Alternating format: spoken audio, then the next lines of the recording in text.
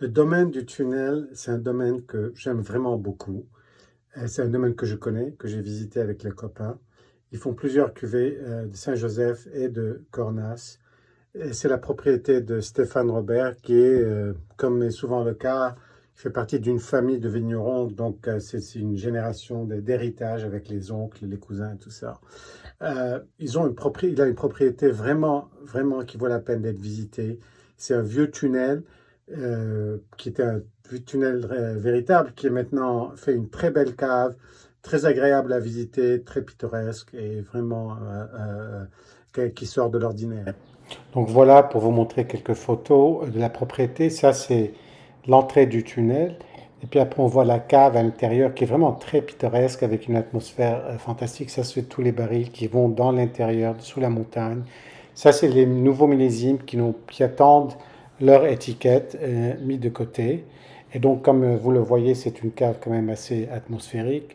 Et puis, une petite photo sympa des vieux trains qui étaient utilisés dans le temps et qui sont devenus maintenant une espèce de pièce du décor.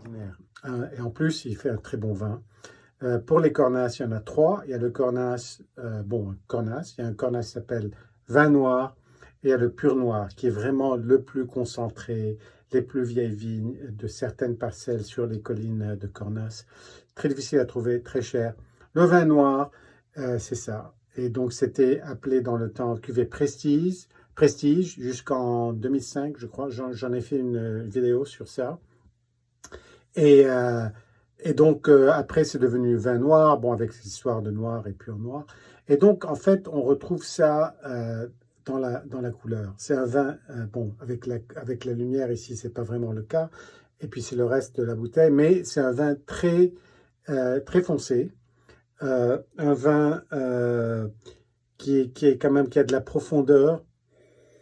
Et c'est une bouteille de 2011, donc en principe c'était une bonne année. Et puis en plus c'est la période qu'il faut là pour la déguster. Le nez est très fruité, même après ces 12 ans, des myrtilles, des, un peu de chocolat, une rondeur quand même qui n'est pas très acidulée.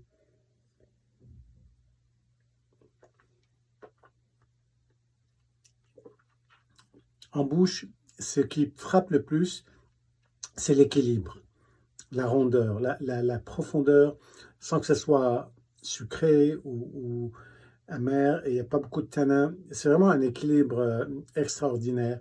Et sur la fin, on sent le poivre moulu, qui est vraiment une caractéristique du Rhône du Nord. C'est pas un vin qui a disons, la complexité d'un Clap ou d'un allemand, mais c'est vraiment un très bon vin au niveau du rapport qualité-prix. Stéphane, il fait vraiment il sait profiter de ce qu'il a et il sait vraiment se concentrer sur la qualité. Cheers et à très bientôt.